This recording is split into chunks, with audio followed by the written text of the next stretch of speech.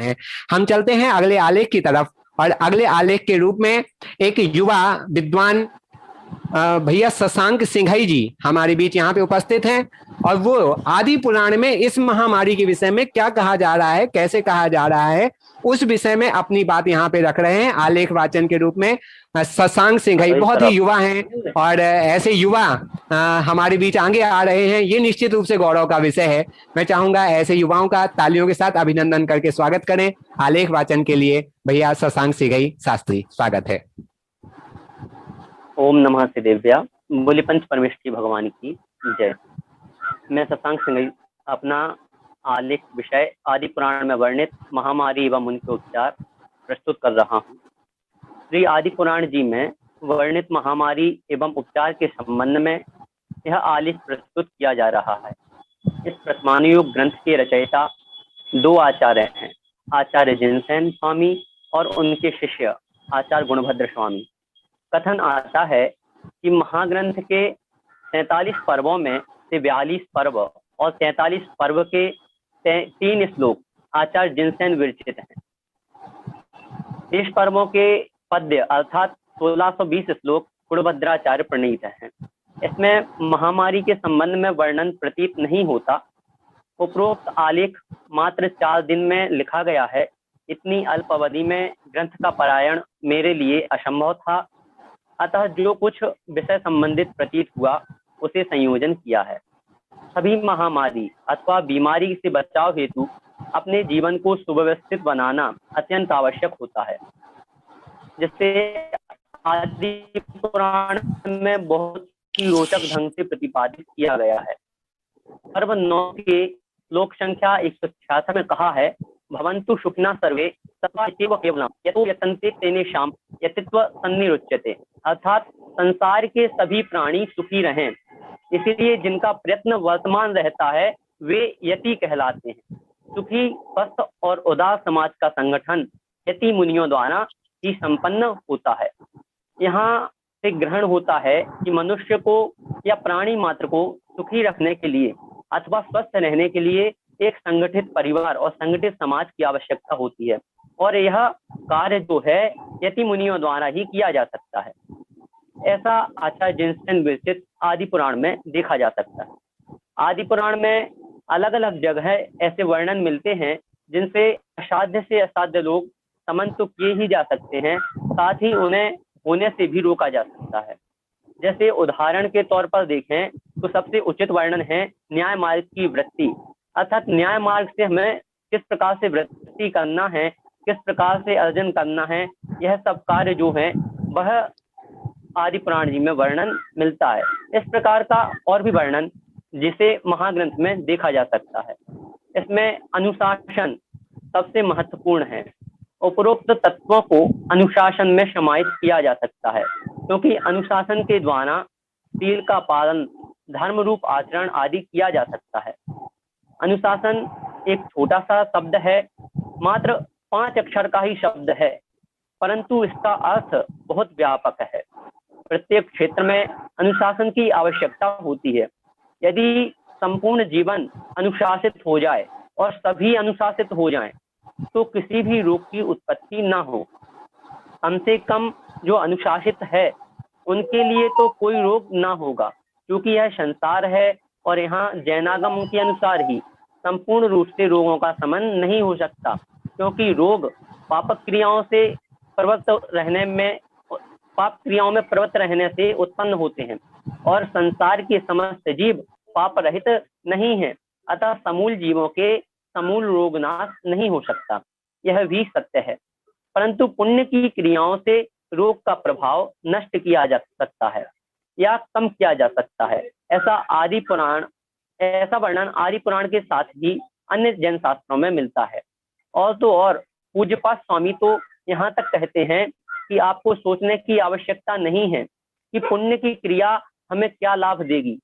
आपको तो केवल पुण्य क्रिया करना है, क्योंकि जिस प्रकार से जो भार ढोने वाला व्यक्ति है वह अपने भार को 2 कोस तक शीघ्रता से ले जा सकता है, तो यदि उसी भार को कोई कह दे कि अब तुम्हें आधा कोस ले जाना है, तो वह खिन्न नहीं होगा, दुखी नहीं होगा। उसी प्रकार से जो आत्मा के भाव हैं, पुण्य क्रियाएं हैं, मोक्ष देने में समर्थ हैं, तो स्वर्ग कितनी दूर है, इस प्रकार का वर्णन है। इसे हम इस महामारी की परिस्थिति में जोड़ें तो पुण्य की प्रत्येक क्रियाएं जो सरकार की गाइडलाइन के साथ साथ की जा सकें, वह प्रत्येक क्रियाएं करना चाहिए जो अनुकूल हो। यत्र भावः शिवम दत्ते द्यौक यद दूरवर्तिनी यो नयत्याशु गव्युतिम क्रोशादे किम शस्तिदिति। इसका हिंदी पद्यार्थ है, आत्म भाव यदि मोक्ष प्रद, स्वर्ग है कितनी दूर, दो एक कोष जो ले चले, आध कोष सुखपूर। यही पुण्य क्रियाएं हैं जो रोग के प्रभाव को नष्ट कर सकती हैं।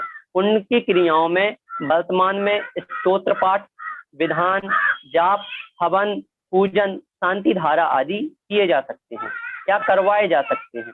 इसके साथ ही अहिंसा और संयम के समन्वय द्वारा अपनी विशाल और उदार दृष्टि से विश्व में भ्रातृत्व की भावना को उजागर कर रोग ग्रसित जीवों के प्रति सद्भाव प्रकट किए जा सकते हैं। वास्तव में विश्व मैत्री, गुणी समादर, दुखी जीवों पर दया और दुर्जन उपेक्षा, यह सर्वाधिक उपादेय धर्म है।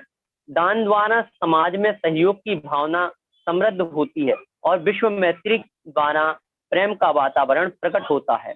अतः दोनों गुण इस महामारी का समन करने हेतु भी उपादेय तत्व हैं। इसके साथ ही ब्रह्मचर्य का पालन भी किया जा सकता है। आदि पुराण पर्व 38 श्लोक 122 में कहा है, मध्य मांस परित्याग पंचोदंबर वर्जनम हिंसादि विरतिश्चास्य व्रतम स्यात् सार्वकालिकम। अर्थात मधु त्याग, मधु का अर्थ होता है शहद, मांस त्याग, पंचोदंबर फलों का त्याग और हिंसादि 5 स्थूल पापों का त्याग जीवन पर्यंत के लिए कर देना चाहिए। निर्दिष्ट उपदेश को भी ग्रहण करना चाहिए और जैनेतरों को भी इस विषय के बारे में बताना चाहिए और विस्तृत रूप से बताना चाहिए कि किसमें क्या दोष है और कितना दोष लगता है। आदि पुराण में अन्य जगह कहा है कि आत्मा को सुसंस्कृत करने के लिए रत्नत्रय, अष्टानिका, षोडश कारण, जिनगुण संपत्ति, कर्म क्षपण, सिंह निष्क्रीडित, सर्वतोभद्र, कनकावली, आचाम्लवर्धन, रत्नावली, श्रुत ज्ञान एवं सुदर्शन आदि व्रतों का वर्णन आया है। इन व्रतों को अपनी आत्मा को सुसंस्कृत करने के लिए करना चाहिए। जैसा कि मैंने पूर्व में स्टोपदेश ग्रंथ का उदाहरण दिया था, वह यहाँ भी घटित होता है, क्योंकि आत्मा को सुसंस्कृत करने से ही शरीर स्वयं सुसंस्कृत होगा। आदि पुराण में आयुर्वेद के सिद्धांतों का भी वर्णन आया है। आदि तीर्थंकर श्री आदिनाथ ने अपने सभी पुत्रों और दोनों पुत्रियों को शिक्षाएं दी, जिसमें बाहुबली को आयुर्वेद शास्त्र की शिक्षा दी। ग्रंथ में चिकित्सा संबंधी बातों का वर्णन भी समाहित है। वात, पित्त और कफजन्य रोगों का चित्रण भी इस ग्रंथ में आया है। व्रण चिकित्सा का प्रचार भी आदि पुराण कालिक भारत में था, जिस चिकित्सा में मलहम, तेल और द्रव पदार्थ तैयार किए जाते थे। भस्म, आसव और अरिष्टका का भी व्यवहार किया जाता था। हीरक भस्म असाध्य रोगों में प्रयुक्त होती थी। आयुर्वेद संबंधी एक श्लोक यहाँ प्रस्तुत कर रहा हूँ। आयुर्वेदे सदीर्घायु रायुर्वेदो न मूर्तिमान इति लोको निगदेकम श्लाघतेस्मिन् निधि सदम। इसके अलावा आचार्य जिनसेन ने दान, पूजा, शील और सद्भावना, इन 4 तत्वों को जीवित रहने का साधन कहा है। उपरोक्त समस्त कथन को आज संपूर्ण मानव जाति के लिए समझना चाहिए एवं आदि पुराण जी का अध्ययन कर उसे अपने जीवन में स्थापित करना चाहिए, जिससे संपूर्ण मानव जाति सुखी, समृद्ध एवं निरोगी होगी। क्योंकि कथित ग्रंथराज में प्रत्येक विद्या का या प्रत्येक विद्या का वर्णन है, जिसमें आयुर्वेद शास्त्र भी समाहित है, जिससे आयुर्वेद शास्त्र का ज्ञान तो होगा ही, साथ ही साथ अन्य समस्त क्षेत्रों का समीचीन ज्ञान होगा। मैं स्वयं भी इस ग्रंथ का पारायण अब संपूर्ण रूप से करूंगा। ऐसी आपसे भी आशा रखता हूं कि आप भी इस ग्रंथ का संपूर्ण पारायण करेंगे। इसी मंगलमय भावना से मैं अपनी वाणी को विराम देता हूं। वाह, बहुत सुंदर। एक युवा के द्वारा इतना बढ़िया प्रतिपादन आदि पुराण में जहां जहां भी महामारी के विषय में वर्णित किया गया, बहुत ही सुंदर। भैया शशांक के लिए मैं बहुत बहुत अनुशंसा करूंगा उनके इस कार्य की। उन्होंने बहुत सुंदर तरीके से अपना यहाँ पे वाचन प्रस्तुत किया है। किसी को कोई शंका हो तो प्लीज प्रस्तुत करें।